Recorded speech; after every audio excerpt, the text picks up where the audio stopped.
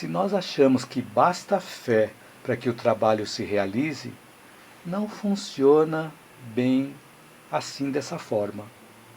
Porque existe aquela frase que diz assim: ajuda-te que o céu te ajudará, ou ajuda-te que o universo te ajudará. Então o universo conspira para que as coisas aconteçam desde que nós estejamos fazendo a nossa parte, ou seja, desde que nós estejamos fazendo um movimento em sintonia com essas energias. Por exemplo, se nós queremos fazer uma construção civil de uma casa ou de um edifício, nós não vamos ter o trabalho bem feito se não fizermos um planejamento adequado antes. E também não basta termos um projeto de construção muito bem feito se não concretizarmos essa obra. E vai ser um projeto que tende a ficar engavetado. Então toda teoria que não é utilizada na prática, ela tende a ficar engavetada, se torna uma coisa inútil. Teoria sem prática, ela se torna inútil. Assim como dizem que a fé sem obras também é morta, né? Não funciona para nada.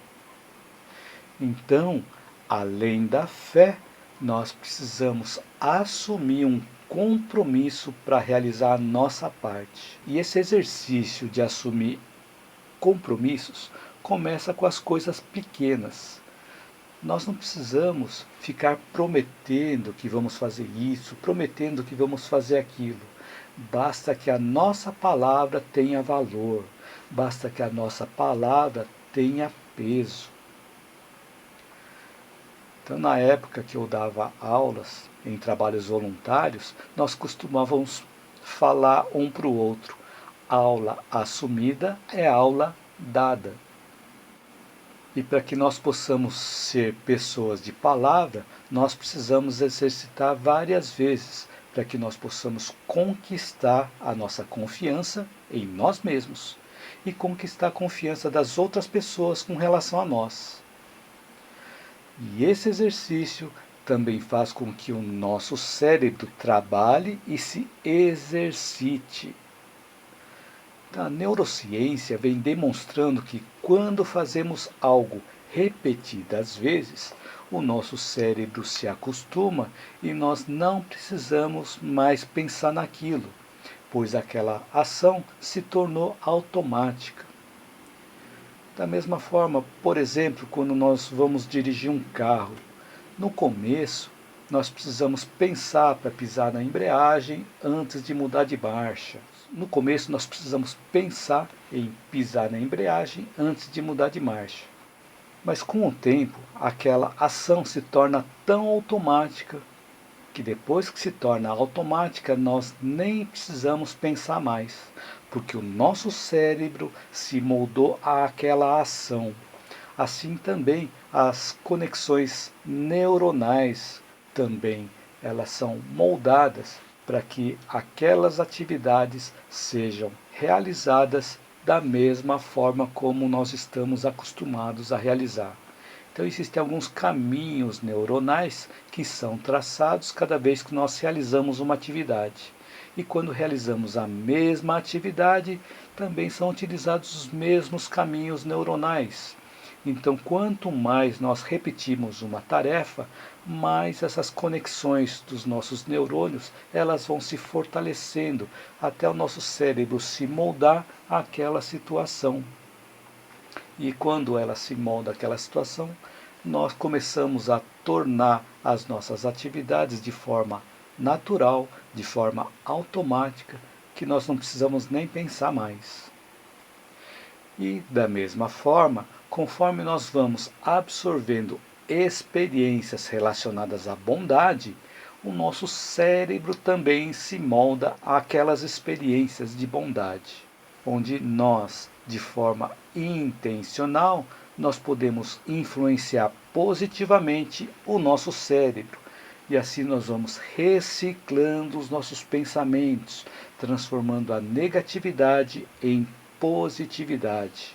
E vamos também atualizando os conceitos que estavam nos limitando, aqueles conceitos antigos que estavam nos limitando.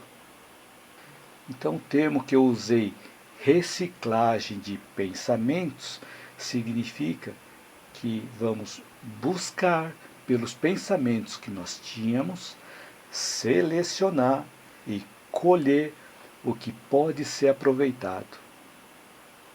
Dessa colheita de pensamentos aproveitáveis, à medida em que nós somamos camadas a ela, conforme nós vamos conquistando novos conhecimentos, as nossas experiências e aprendizados vão servir de alicerce para as nossas novas experiências e novos aprendizados. Ou seja, todas as nossas experiências anteriores servem como base para as nossas novas experiências. Então basta começarmos a interconectar as nossas experiências anteriores, que conseguimos visualizar mentalmente esse exemplo que eu acabei de dar, que basta conectar todas as experiências que nós já tivemos. E tem um vídeo que eu fiz aprofundando esse tema, e o título desse vídeo é Como compreender as nossas experiências de vida. Depois eu vou deixar o link na descrição também. E toda essa soma de camadas de experiências é individual, ou seja, ela ocorre conforme nós as interpretamos, com o conhecimento que nós temos ou com o conhecimento que nós tínhamos na época, que é diferente da forma como as outras pessoas interpretam a mesma situação. Então, conforme nós vamos colocando em prática esses pensamentos reciclados e voltados também para o bem, nós começamos a moldar o cérebro para que ele fique cada vez mais apto, cada vez mais ágil e mais fácil de ser utilizado à medida em que nós vamos repetindo essas ações. Assim, com mais recursos, com mais ferramentas e com os nossos pensamentos renovados, vamos ter cada vez menos sofrimentos emocionais.